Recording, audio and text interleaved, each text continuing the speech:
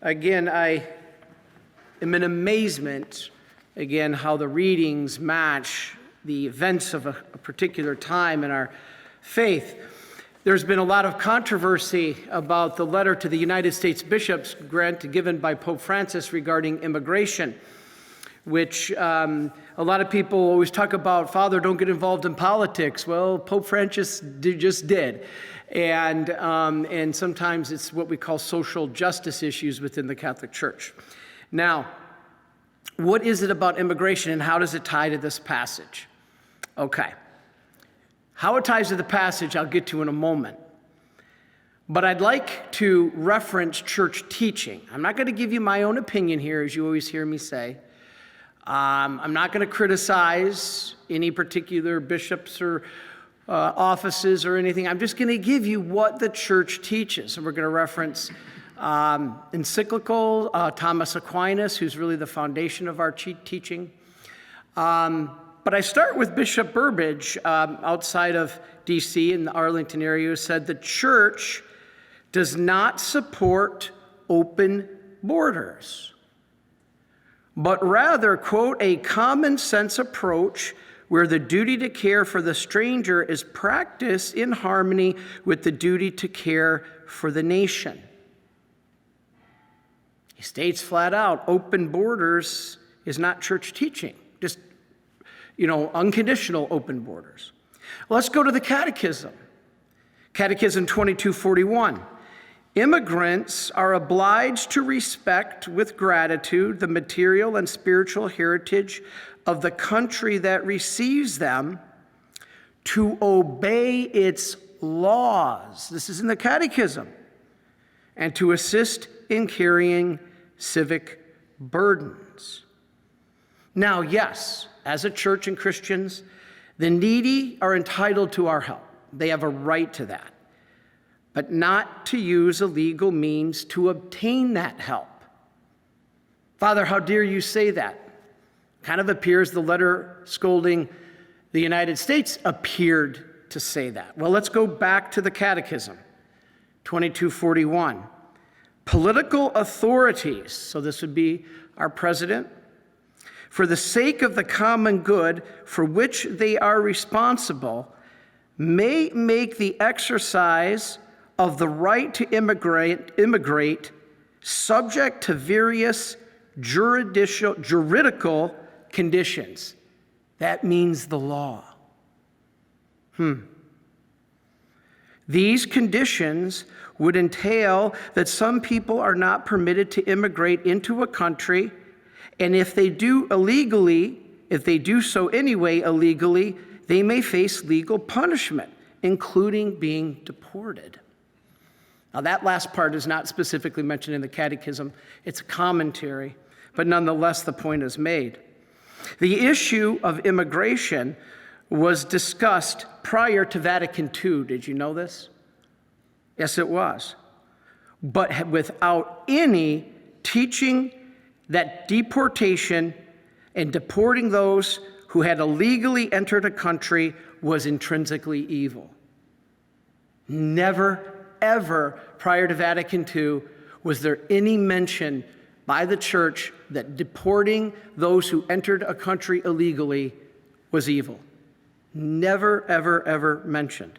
In 1929, the Vatican signed an extradition treaty with Italy, agreeing to return any alleged criminals who sought refuge in the Holy See, which they agreed, extradite them. Now, this wouldn't have happened if all deportations were intrinsically evil. The Vatican wouldn't have agreed to that. What about, let's go to the encyclicals and the teaching of the church in the magisterium. Let's go to Gaudium et Spes, which speaks of causing people to move from one place to another. When the church speaks of that, when the church speaks of causing people to move from one place to another, it's about the ejection of people from their proper chosen home. That's deportation. Deportation is evicting you from your proper home. Sending people out of a country that entered illegally back to where they came from is not deportation. This is the whole confusion. That is repatriation. All this words used from our church itself about deportation is not deportation. Deportation is kicking you out of your real true home. Somebody here illegally, this is not their one true home. And the USA, even when they do send back, has done so with transportation, planes. That's mercy. That's not a requirement, actually. I did a lot of research on this. I've been studying this. I'd like to share with you some of the resources that I'd like to quote. There's a popular Catholic priest called Father Z, who has a daily blog. And he said something interesting. The Holy Family, he said, were not illegal aliens or refugees, because the Pope has been referencing the Holy Family quite a bit in comparison to immigration. And a lot of Catholic clergy have stepped up and said the Holy Family were not illegal aliens. They were not refugees. Why is that? This is fascinating. I'm going to quote from his article recently. He said, the Holy Family did not defy civil authority. St. Joseph obeyed the civil law by responding to the census. They did not leave the jurisdiction of the Romans. They didn't go from country to country. This is fascinating. Brother Mark and I were talking about this last night. He even challenged it, and I looked it up. It's true. Egypt was a province of the Roman Empire. So the Holy Family wasn't going from nation to nation. We can't say that they were immigrants or refugees. They went out of their way to comply with Roman law in addition to Jewish law. They were not illegal. The road to Egypt was a trade route secured by legitimate authority, not by human trafficking cartels. They did not sneak into Egypt. St. Joseph worked for a living and did not receive any handouts. So you could say, no hotels or free cell phones. St. Joseph didn't have a criminal record. He wasn't a fugitive from justice or a violent gang member. To compare the Holy Family to some of the situations is completely improper. Now, the vice president mentioned Ordo Amoris, the order of love. And this I verified is absolutely in church teaching. There is a hierarchy of love, and this is what Catholics are not being taught. This was not referenced in that letter to the bishops. The order of love that we must give is God first, family second, country third, our own people fourth, and other people fifth. That doesn't mean you don't love those other people. It says we love everybody, but there's a hierarchy. Do these have priority under Ordo Amoris to preference in the allocation of finite resources, these people who are here legally? No. Catholic truth is not known. It's not being taught on this matter. The first duty of a nation is to the good of its people. Missing children, rapes of girls and boys, and women, almost 80%, some statistics say, of women coming over the border are raped. Where is the compassion for these people? State stats show numerous Americans have been murdered, raped, and molested or suffered from crime, home invasions, carjacking, fentanyl from the cartels of Mexico and the drugs like fentanyl from China. J.D. Vance said Mexican cartels made $30 million a day smuggling drugs and people across the southern border. Our services, hospitals, schools are all overloaded, overburdened. Our culture has been affected. Now, 300,000 children are reported as missing, but that doesn't necessarily mean they're enslaved or trafficked. It just means they're not registered properly through immigration. But several have been, they have found, given to pedophiles. Sometimes our own Catholic charities and relief services said, well, they were handed over to others. Well, who do we know who these others are if we don't have a registration process, a vetting? There's no criticism coming from the church about Islam's human rights record. But do you know most of the immigration in the world today is people fleeing oppression and being persecuted for their faith? So let's go to the root and let's call out the human rights violations of Islam, because that's causing most of the immigration. But we're not hearing that. Those who enter this country illegally are at the mercy of cruel employers and landlords. They are paid well below the minimum wage at jobs that are dangerous, no safety equipment. Their employers threaten to deport them if they complain. So the Pope's letter does not address this. The letter does not address what is a direct result of an unregulated border policy. It scolds sovereign governments for upholding their laws, which are not harmful to those who comply. It's not. One bishop said, the truth is that having a secure border is an orderly and lawful immigration process, is indeed the most compassionate approach for migrants, and it helps to safeguard against the chaos and mass suffering that is happening at our borders now. The Pope said the plan to deport migrants is a disgrace. Loving one's country and its citizens is not a sin, though. There's an order of love. We just talked about it, and that's the reading today. What did Jesus say in this reading? What did he say? The children have to be fed first. Who is he talking about? Israel. Jesus said, I came first to Israel, first to take care of them. Then we will go to the Gentiles. He didn't say, I'm not loving the Gentiles.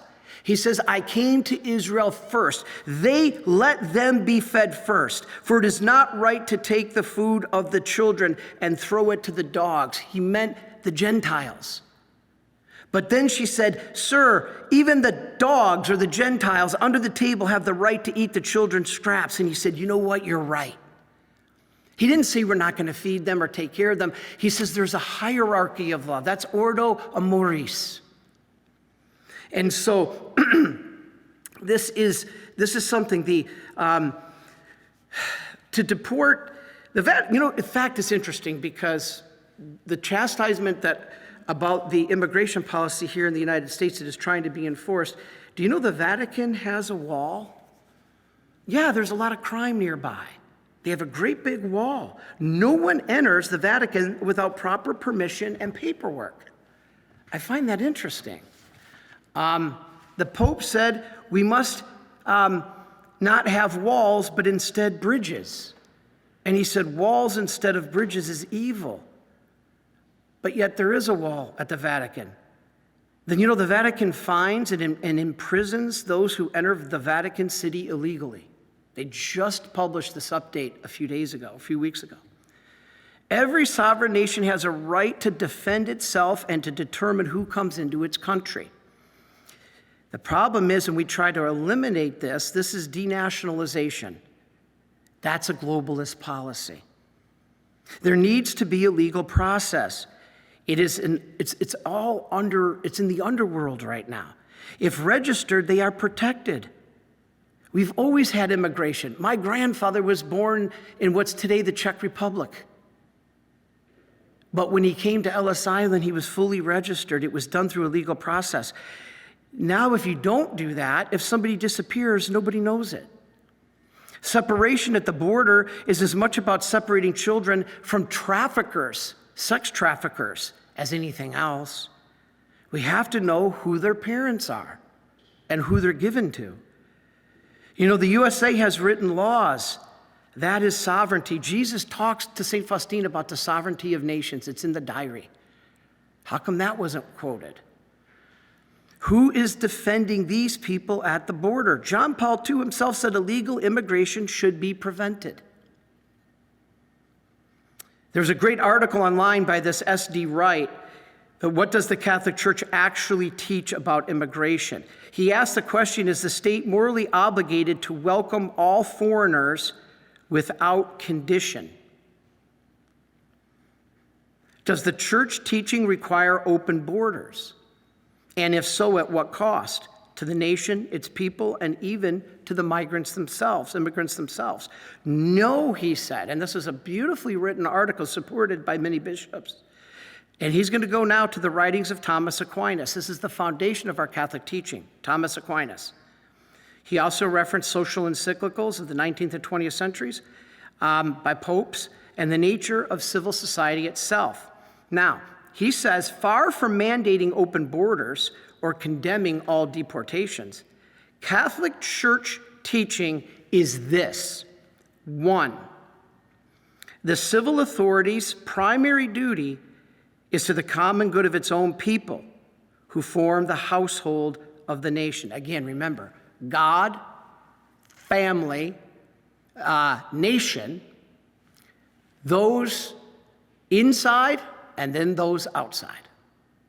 That's the order of love. Doesn't mean you don't love everyone. You love all 5 of those. Second, hospitality towards immigrants must be guided by prudence and ordered to justice.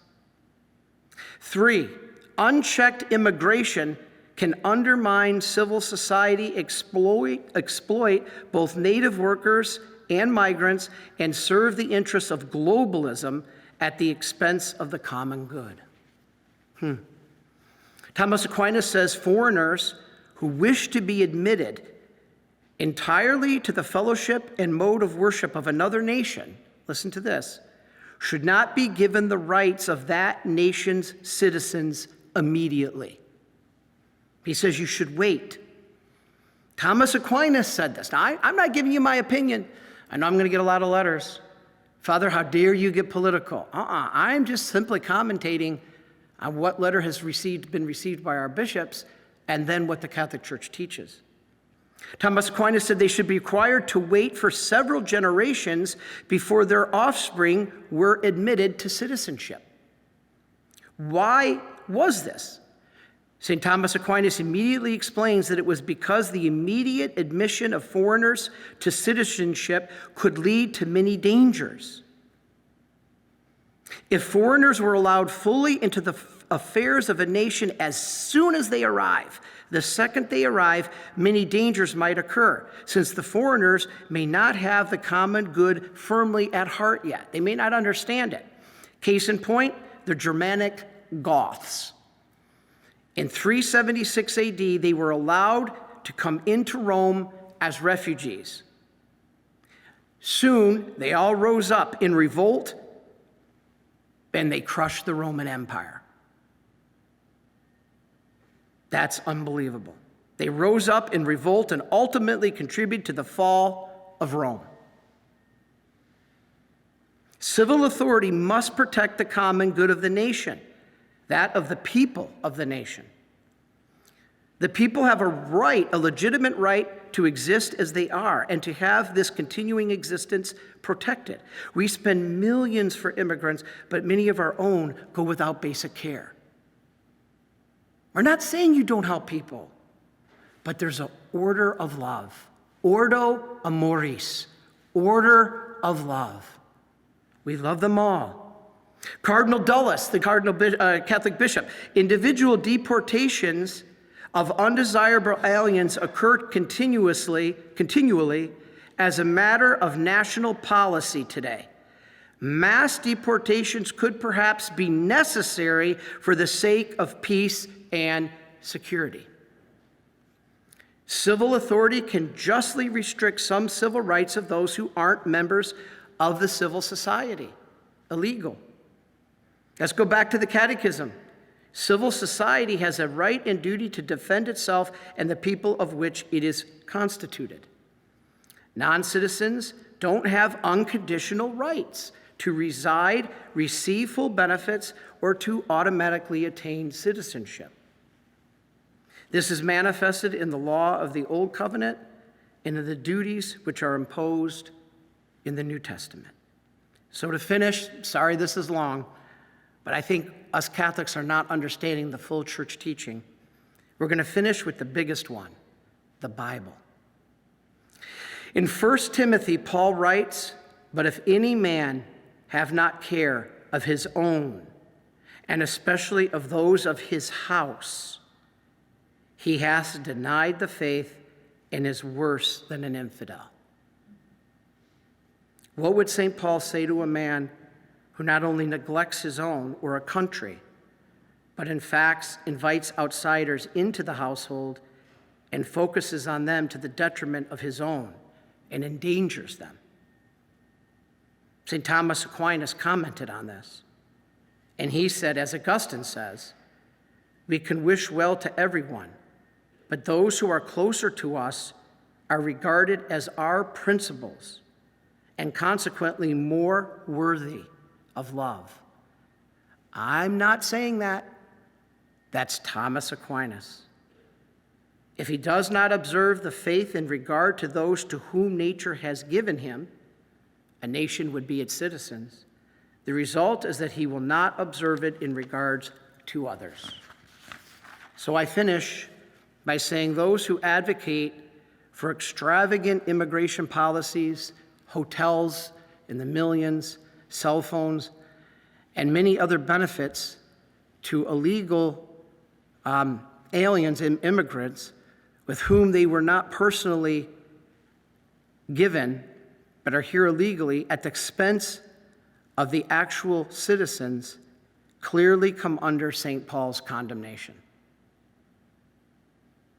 Unregistered influx aggravates the problems of civil society by increasing the supply of cheap labor, driving up the demand for housing and property, and then everybody hurts, the migrants too. This is gravely immoral. This is what it said in the article. Even if the rulers intend to act for the good, alleged common good of the community or for the private good of the migrants, the problems of Thomas Aquinas are not resolved by admitting those non-members automatically as citizens. Oh, but Father, the Bible and Exodus, the Jews, the Israelites, they were immigrants for 40 years. No, the Jews, it was not about immigration, the Israelites. It was about going home to the land God had given them, the right home. So it was not deportation, it was repatriation. This was the land God gave them. So how does a state's enforcement of its declared laws regarding illegal immigration, which some knew to be violating it, how does that an offense to their dignity? It's not. Christians who don't support open borders are somehow now made to feel not faithful, not followers of Jesus. But the Old and New Testament and the teaching of Christian theologians and Catholic teaching shows the opposite is true. So lastly, a quote by Trent Horn, a great Catholic theologian. He said, quote, "Catholics should continue to promote immigration policies that respect the right to migrate and treat migrants with compassion while also respecting the right of the nations to maintain sovereign borders. This would include the right, in at least some circumstances, to deport people who illegally enter." Again, none of this is my opinion. I'm not here to criticize anybody who's trying to love. I'm not criticizing anybody in the church who feels people deserve love. We all do. But there is an order. There is a process that the Catechism calls out. I just read the bishops called out, popes of the past have called out, and the Catechism calls out. That's church teaching. And so as I opened up this statement from Bishop Burbidge, automatic unconditional open border policy is not Catholic teaching. So while you might write me and condemn me, that's okay, because you're not condemning me. You're condemning church teaching. Because all I gave you here is what the church has taught for centuries. So God bless you. Let's pray for all people. no matter where they fall in that hierarchy of love, we have to love all people. We must love all people. But we must also do it not at the expense of others, but to help all people. God bless you, and God bless America.